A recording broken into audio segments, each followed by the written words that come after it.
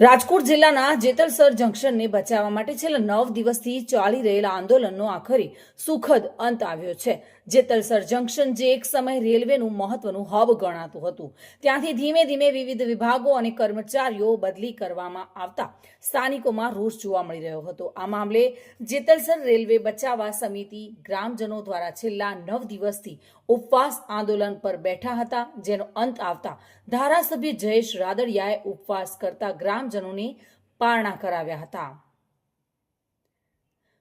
Jetalsar junction બચાવવા સ્થાનિક આગેવાનો અને ધારાસભ્ય જયેશ રાદડિયાની મધ્યસ્થી બાદ કેન્દ્રીય મંત્રી મનસુખ માંડવિયા સાથે ટેલિફોનિક ચર્ચા થઈ હતી। ત્યારબાદ જેતલસર જંકશનનું એક પ્રતિનિધિ મંડળ દિલ્હી ખાતે માંડવિયા સાથે રેલવે મંત્રી અશ્વિની વૈષ્ણવ સાથે અડધો કલાક લાંબી બેઠક યોજાઈ અને આ બેઠકમાં પ્રતિનિધિ મંડળ દ્વારા તમામ રજૂઆતો કરવામાં આવતા જેતલસર જંકશનને અમૃત સ્ટેશન તરીકે વિકસાવવાની સાથે રેલવેના તમામ સુવિધાઓ પુનઃ કાર્યરત કરવાની બાંહેધરી રેલવે મંત્રી દ્વારા આપવામાં આવી છે। આ ઉપરાંત 100 બેડની શ્રમ રોજગાર મંત્રાલય દ્વારા હોસ્પિટલ અને રમતગમતનું મેદાન પણ વિકસાવવાની ખાતરી મળતા ગ્રામજનોમાં ખુશીનો માહોલ જોવા મળી રહ્યો છે।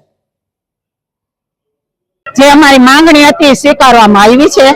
અમે અત્યારે બધા ખુશ થઈ, અમારા ગામે બહુ જશ્ન મનાવ્યું છે, બહુ સરસ થઈ ગયું છે અને અમારી વાત મનસુખભાઈ માંડવિયાએ સાંભળી છે, રેલ મંત્રી સાહેબે સાંભળી છે, જયેશભાઈ રાદડિયા થકી અમારું બધું આથી કામ થાય છે।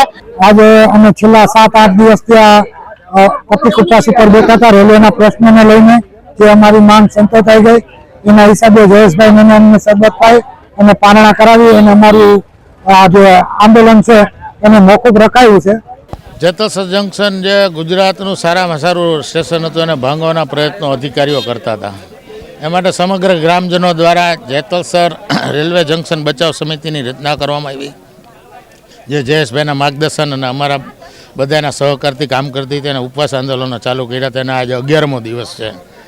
અમે રવિવારે અમને મનસુખભાઈ માંડવિયા સાહેબ અમારા મંત્રીશ્રી સંસદ સભ્યશ્રી અમને દિલ્હી બોલાવ્યા રેલવે મંત્રાલય સાથે મંત્રણા માટે, અને અમે ગયા સોમવારે રેલવે મંત્રી સાથે મિટિંગ થઈ। બંને મંત્રીશ્રીઓએ સંયુક્ત રીતે અમને ખૂબ સારી રીતે સાંભળ્યા। અમારી વચગાળાની માગણીઓ લોકો લોબી, ડિઝાસ્ટર મેનેજમેન્ટની લોબી અને અન્ય લોબીઓ પાછી આપી, જે 6 માગણીઓ હતી। જેતપુર તરફના બંને પેરેલલ રોડ આપવા, આ બધી જ 6 માગણીઓ વચગાળાની મંજૂર કરી અને આ સ્ટેશનને અમૃત સ્ટેશન તરીકે વિકસાવવા માટેની પૂરેપૂરી બાંહેધરી આપી અને મનસુખભાઈ માંડવિયા વિશેષમાં અમને અહીંનું સ્પોર્ટ્સ ક્રિકેટ ગ્રાઉન્ડ ડેવલપ કરવાની અને અહીંયા 100 બેડની હોસ્પિટલ કરવાની પણ બાંહેધરી આપી। અધિકારીઓની અહીંથી બદલી કરવામાં આવે, લોબી સહિતના અનેક પ્રશ્નો ઊભા થયા, ત્યારે લગભગ મહિના દિવસ પહેલાં આની રજૂઆતો થઈ અને છેલ્લા 9 દિવસથી જેતલસર જંકશન રેલવે બચાવો સમિતિ, જંકશનના તમામ આગેવાનો અને ગામ લોકો મળી અને ઉપવાસ ઉપર આ માગણીઓને લઈને બેઠા કે જંકશનની અમારી એટલી આ રજૂઆત છે, માગણીઓ છે અને જેતલસર જંકશનને બચાવવા માટેની એટલું એમાં રેલવે તંત્ર ધ્યાન આપે। સાથે ઉપવાસ ઉપર 8 દિવસના ઉપવાસ બાદ મેં પણ આ છાવણીની મુલાકાત લીધી હતી। પ્રશ્નો સાચા હતા કે જેતલસર જંકશન એટલે કીધું કે વર્ષો પહેલાં રેલવે માટેનું એક હબ કહેવાતું, એ બાબતે ધ્યાન લઈ અને આપણા સાંસદ કેન્દ્રીય મંત્રી ડૉક્ટર મનસુખભાઈ માંડવિયા સાથે મારે ટેલિફોનિક ચર્ચા થઈ। મેં કીધું સાહેબ આ રીતના પ્રશ્નો છે અને જંકશનની મેં રૂબરૂ મુલાકાત લીધી છે અને આ પ્રશ્નો માટેનું માન્ય રેલવે મંત્રી સાથે આપણે મિટિંગ કરીને નિરાકરણ આનું કરવું જોઈએ। મનસુખભાઈને પણ વાતને ખ્યાલ હતી અને કીધું કે 2 દિવસની અંદર, કારણ કે લોકસભાનું બજેટ સત્ર રજૂ થવાનું હતું, બજેટ સત્રના બીજા દિવસે મનસુખભાઈ ત્યાં બોલાવ્યા। અહીંથી જેતલસર જંકશનથી દિનેશભાઈ ભુવા અને અહીંથી 5-6 ગામના આગેવાનો કાર્યકર્તાઓ ત્યાં દિલ્હી ગયા।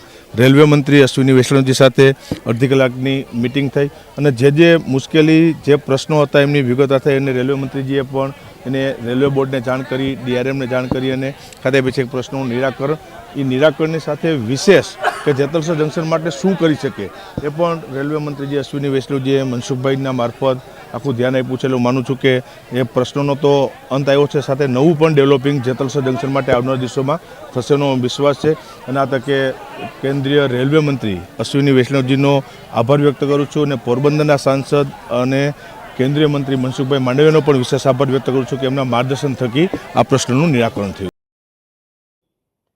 સુરેશ ભાલિયા સાથે bureau report, today Gujarati news.